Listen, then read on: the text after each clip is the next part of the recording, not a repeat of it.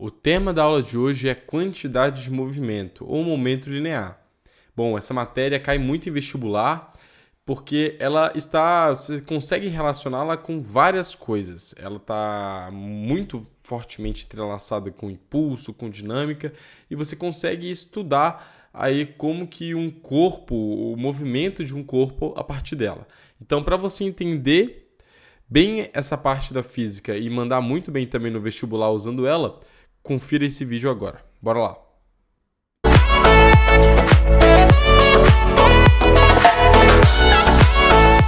Bom, então vamos falar sobre quantidade de movimento ou momento linear. Bom, é uma grandeza vetorial. O que significa ser uma grandeza vetorial? Importa, sim, no estudo da quantidade de movimento, do momento linear, o sentido, a direção e o módulo. É importantíssimo, importantíssimo. A inclinação também, né? Porque daí é um vetor, que nem a gente viu lá na aula de leis de Newton. Inclusive, se você não viu, veja porque está muito interessante para entender quantidade de movimento. É muito importante entender dinâmica. Então, vamos para o próximo tópico. Ela caracteriza um movimento, pois está ligada à dinâmica cinemática. A quantidade de movimento, ela caracteriza um movimento, ela fala como o movimento está ocorrendo, qual que é a magnitude dele. Por quê?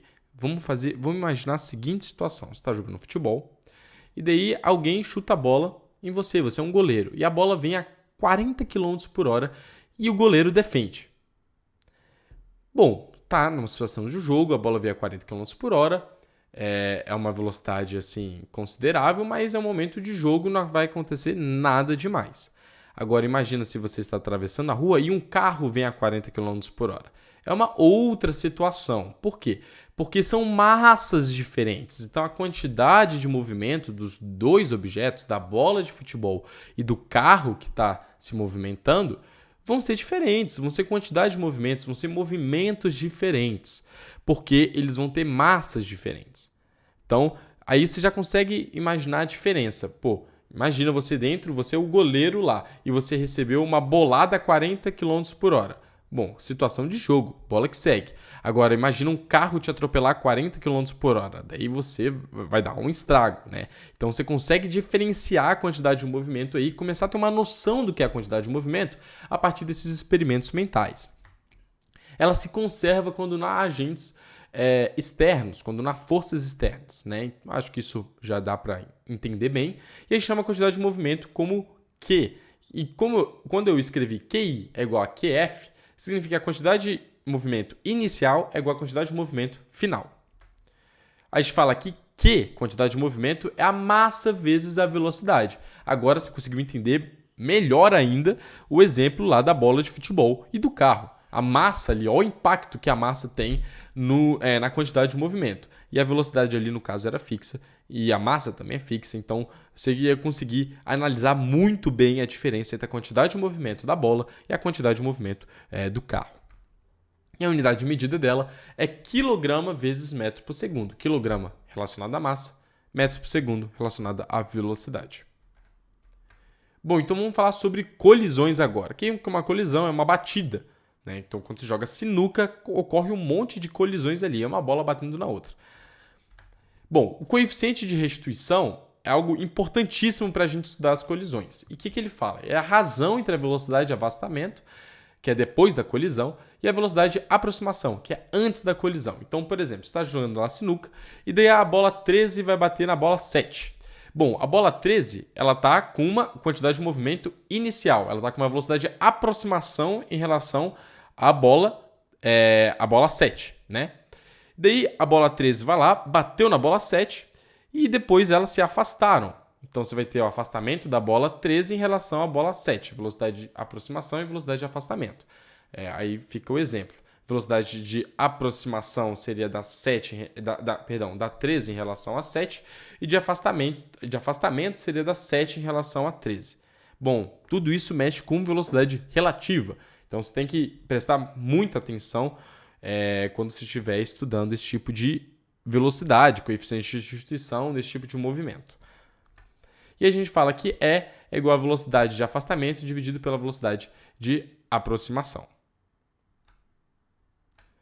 Tipos de colisões. Eita, faltou um S aqui, mas é tipos de colisões. A gente tem aí 3 tipos. O primeiro é a perfeitamente elástica, a colisão perfeitamente elástica. Ela fala o seguinte, que a energia cinética do movimento se conserva, pois não há deformação do corpo. Beleza? Então, a gente consegue ali afirmar que a energia cinética não se transforma em outro tipo de energia. Quais seriam esses outros tipos de energia? Pode ser luz. Luz, principalmente quando você for tratar dos níveis subatômicos, né? Quando você tem o choque de elétrons, o choque de prótons, por exemplo. Som é um tipo de energia, porque a luz é uma onda eletromagnética. E onda eletromagnética é energia. O som é uma onda mecânica. E onda é energia. Então, som também é um tipo de energia, querendo ou não. É bem interessante isso. É algo que a gente vê na ondulatória. Se vocês quiserem vídeo sobre ondulatória, inclusive é só deixar aí nos comentários. Bom, então a energia cinética antes é igual à energia cinética depois. E o coeficiente de restituição é igual a 1, já que como você conserva a energia cinética, a velocidade de aproximação e de afastamento são iguais. Só que é uma situação impossível na realidade, né? Uma situação extremamente ideal, pois sempre vai ter perda de energia. Você está jogando sinuca. Daí a bola, vamos lá, a bola 13 bate na bola 7. Você vê a bola 13 percorrendo todo aquele trajeto, daí ela bate na bola 7, a bola 7 começa a andar, só que você escuta um barulhinho. Você escuta pá, pá, pá. Esse barulhinho aí é o som.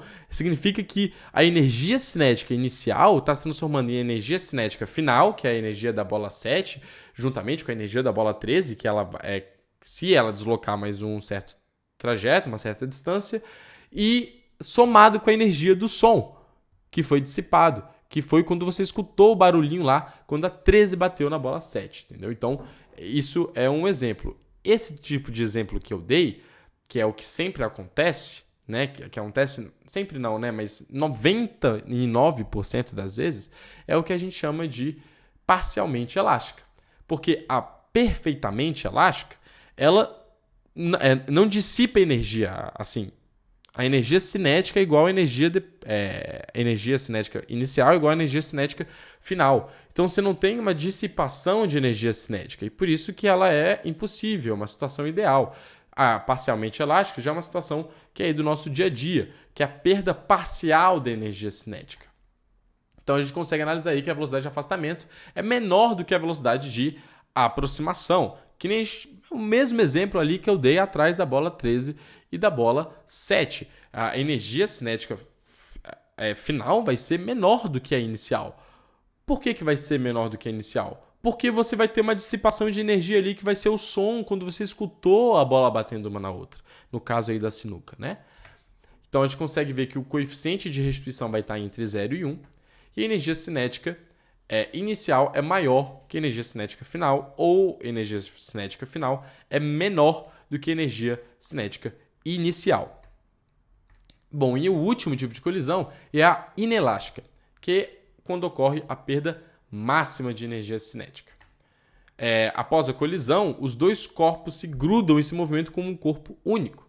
Daí você teve a perda máxima da energia cinética, que foi a energia total se transformar para outro corpo, né? Então, vamos supor que a bola 13 vai em direção lá à bola 7, ela bate e gruda na bola 7 e os dois começam a andar como um corpo só. Né? O 13 e o 7 começam a andar como um corpo só.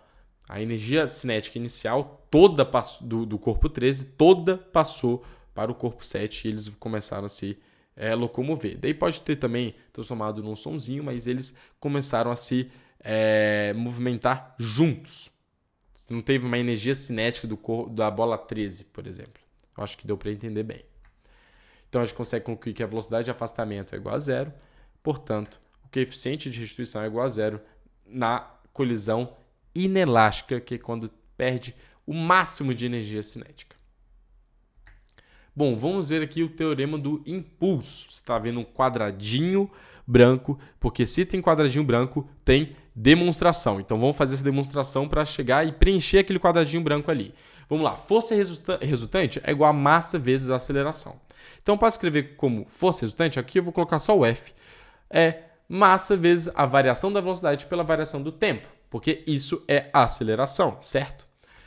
Bom, se a gente passar multiplicando ou multiplicar por ambos os lados a variação do tempo, a gente acha que força vezes a variação do tempo é igual a massa vezes variação da velocidade. Bom, peraí. Massa vezes velocidade era a quantidade de movimento em um certo instante. Só que a massa de um corpo ela não vai variar.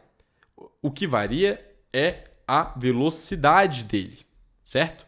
A massa vai variar em situações hipotéticas. Agora, na maioria das vezes, quem varia é a velocidade.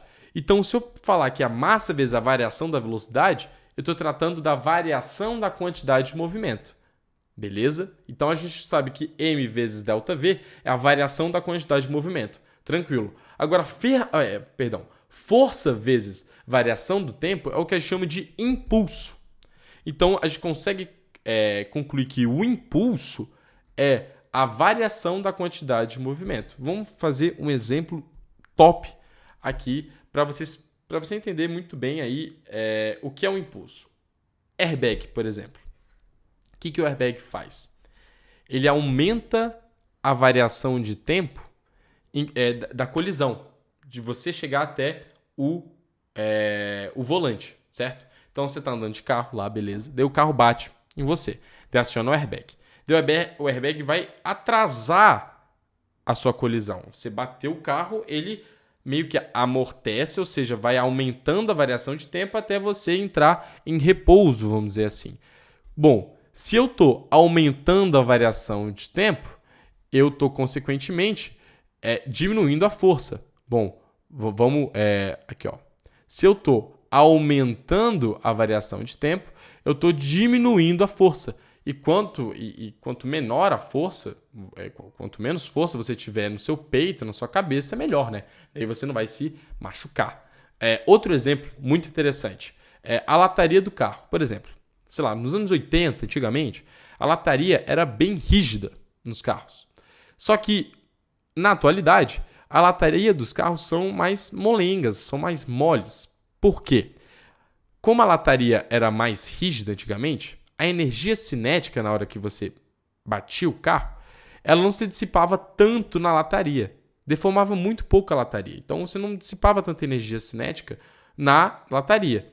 Só que como na natureza nada se perde, nada se cria, tudo se transforma, a energia cinética que não tinha deformação da lataria ia para o motorista.